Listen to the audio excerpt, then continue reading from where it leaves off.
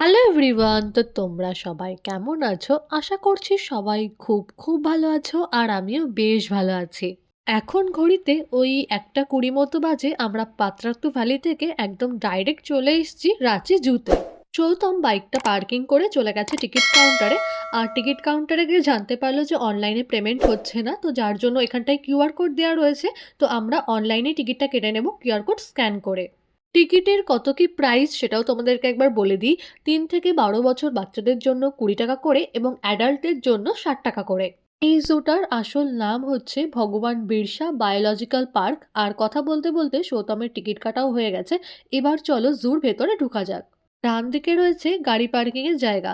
যারা গাড়ি নিয়ে আসবে তাদের গাড়ি রাখতে কোনো অসুবিধা হবে না, এখানটায় পার্কিং স্পেস অনেকটা বেশি। আর বাঁদিকে রয়েছে এন্ট্রি গেট। তো চলো এন্ট্রি গেট দিয়ে আমরা ভেতরে ঢুকি। এন্ট্রি গেটের বাইরে কিন্তু বড় করে লেখা রয়েছে বাইরের কোনো খাবার ভেতরে নিয়ে যাওয়া একদমই অ্যালাউ না। তো যেহেতু বাইরে খুব একটা ভিড় ছিল না, তো তাড়াতাড়ি করে আমরা টিকিটটা দেখিয়ে চলে আসলাম ভেতরে। আমরা দুজনে মিলে যেখানটায় ঘুরতে যাই সেখানকার জু কিন্তু আমরা ভিজিট করি আর তোমাদের সঙ্গেও সেটা শেয়ার করি। আমার জানি না কেন জু ঘুরতে ভীষণ ভালো লাগে, প্লাস সৌতমেরও। ভেতরে ঢুকতে খেয়াল করলাম এই জায়গাটার একটা ম্যাপ দেওয়া রয়েছে। তো কোথায় কি আছে সেটা একটু দেখে নিলাম, এরপরে চললাম সব পশু পাখিগুলো দেখতে। পাশেই রয়েছে ওয়েটিং রুম, তোমরা এখানটায় বসে একটু বিশ্রাম নিয়ে নিতে পারো। আর একটা কথা বলে দিই, এখানটায় কিন্তু ইলেকট্রিক গাড়িরও ব্যবস্থা রয়েছে। তোমরা যদি চাও তাহলে কিন্তু এই গাড়িগুলো বুক করে নিতে পারো। এই গাড়িটাই তোমাদেরকে পুরো চিড়িয়াখানাটা ঘুরিয়ে দেখাবে। আর এখানটায় দেখো এই জুটার নাম লেখা রয়েছে ভগবান বিরসা বায়োলজিক্যাল পার্ক। হাঁটতে হাঁটতে আমরা প্রথমেই চলে আসলাম পাখি যেখানটায় রাখা রয়েছে সেই জায়গাটায়। আর এই পাখিগুলো দেখো কি সুন্দর লাগছে দেখতে। বাঘ ঘুমাচ্ছে, আরো আছে কিন্তু কোথায় আছে সেটা দেখা যাচ্ছে না।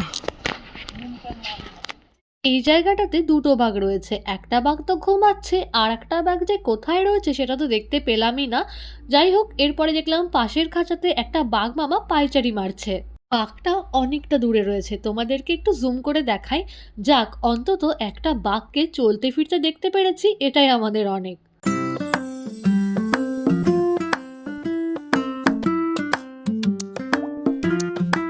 যেই জায়গাটাতে বাঘ মামা রয়েছে তার একদম পাশেই রয়েছে বাঘের মাসি।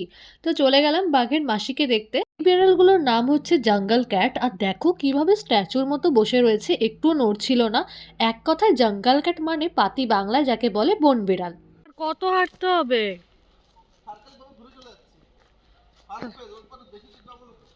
ঠিক আছে। আমরা দুজনেই অনেকটা হাঁটাহাঁটি করে ফেলেছি, আমার তো পা একদমই চলছে না। অনেক কষ্টে হেঁটে এই সিংহ মামার কাছে এসে পৌঁছেছি। কিন্তু এসে দেখলাম সিংহ মশাই দুপুরের ঘুম দিচ্ছে গাছের তলায় শুয়ে শুয়ে। আমি জুম করে দেখানোর চেষ্টা করলাম কিন্তু খুব একটা ভালো বোঝা যাচ্ছে না, যার জন্য চলে আসলাম পাশের খাঁচাটাতে। এখানটায় এসে দেখলাম সিংহ মশাই এখানেও ঘুমাচ্ছে। তো আজকে তো আমাদের আর সিংহ দেখা হলো না, তোমাদেরকে জুম করে একটু দেখিয়ে দিই। সব লায়নকে ঘুমন্ত অবস্থায় দেখে আসার পরেই আমরা চলে আসলাম লায়ন গার্ডেনে। আর আমি জানি না কেন এই গার্ডেনটার নাম লায়ন গার্ডেন রাখা হয়েছে। বাই দ্য ওয়ে, এখানকার গোলাপ ফুলগুলো অসাধারণ ছিল। মোটামুটি যত কালারের গোলাপ হয় প্রতিটা কালারের গোলাপ এই বাগানে ছিল, যা দেখতে ভীষণ সুন্দর লাগছিল। চারিদিকে অজস্র ফুল ফুটেছিল, তো যার জন্য দেখলাম এই জায়গাটায় দাঁড়িয়ে সবাই ছবি তুলছে। আর এই ডালিয়াটার কালার দেখো কি সুন্দর।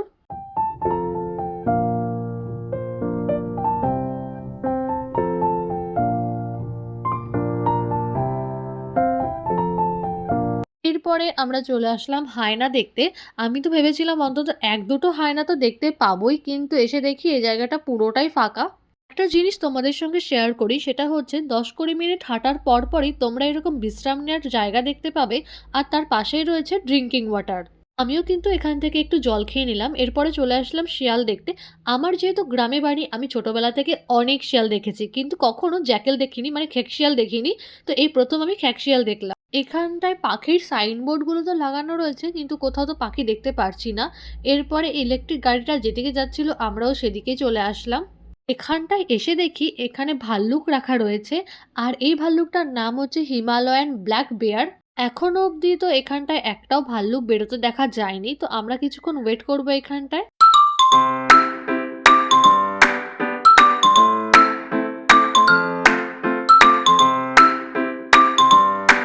ফাইনালি একটা, একটা করে এখন সব ভাল্লুকগুলো বেরোচ্ছে। আর তোমাদেরকে একটু জুম করে দেখাই। এখানটায় মোট ৫ টা ভাল্লুক ছিল আর ভাল্লুকগুলো দেখতে না বেশ কিউট ছিল। এরপরে আমরা চলে আসলাম ক্রোকোডাইল অর্থাৎ কুমির দেখতে। তো কুমিরগুলো কোথায় রাখা রয়েছে একবার দেখে আসি চলো। একটা কুমির যেটা তোমরা দেখতেই পারছো ডাঙায় বসে রোদ পোহাচ্ছে। আর জলে না বেশ ২-৩ টে কুমির ছিল কিন্তু সেগুলো ক্যামেরায় খুব একটা বোঝা যাচ্ছে না ভালো। এরপরে আমরা চলে আসলাম সজারু দেখতে। আর এখানটায় না অনেকগুলো সজারু ছিল। দেখেই তো ভয় লাগছিল। বিশেষ করে কাঁটাগুলো দেখে বেশি ভয় লাগছিল। সজারুর একদম পাশেই রাখা ছিল সাম্বার। তো চলে আসলাম সাম্বার দেখতে। আর সাম্বার হলো এক ধরনের হরিণ। সাম্বার ডিয়ারগুলো অনেকটা দূরে রয়েছে তাই তোমাদেরকে একটু জুম করে দেখিয়ে দিই।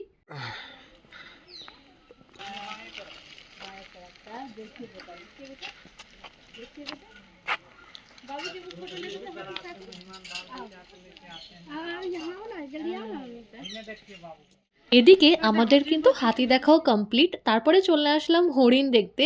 আর এইখানটায় প্রায় ১০০-র ওপরে হরিণ ছিল যা দেখতে যে কি সুন্দর লাগছিল। আমি না একটা জিনিস খেয়াল করেছি, যেই জায়গাগুলোতে হরিণ রাখা হয় সেই জায়গাগুলোর গাছ পুরো এরকম ন্যাড়া থাকে। আমি জানি না কেন? তোমরা যদি কেউ জেনে থাকো তাহলে অবশ্যই আমাকে কমেন্টে জানিও তো। হাঁটতে, হাঁটতে এইবার আমরা চলে আসলাম স্নেক হাউসে। আর এখানটায় তো অনেক রকমের সাপ রাখা রয়েছে। কিন্তু ব্যাড লাক ছিল আমাদের, কোনো কারণেই এই জায়গাটা পুরোপুরি বন্ধ ছিল। তো যার জন্য আমরা আর দেখতে পেলাম না। এখানটায় আমি ১ম এ ভেবেছিলাম হয়তো কুমির রাখা রয়েছে। পরে দেখলাম যে না, কুমির না, এক ধরনের বাঁদর রাখা রয়েছে। আর এখানটায় ২-৩ টে বাঁদর তো আমি দেখতেই পারছি। চলো আমাদের পুরো জুটা ঘুরে দেখা হয়ে গেছে। এইবার আমরা আস্তে, আস্তে বেরোতে থাকবো। এদিকটায় রয়েছে টয়লেট আর এদিকটায় রয়েছে এক্সিট গেট। তো চলো এবার এক্সিট গেটের দিকে এগোনো যাক। এখন ধরো বিকেল ওই ৪টে মতো বাজে। আর আজকে তো সারাটা দিন বেশ ভালোই কাটলো। আমরা বাইরে বেরিয়ে এসেছি আর সৌতমের গাড়িটা রয়েছে এই দিকটাতে। তোমাদের তো এই দিকটা দেখানো হয়নি। তো তোমাদেরকে একবার দেখিয়ে দিই। এই দিকটাতে অনেক খাবারের দোকানপাট রয়েছে।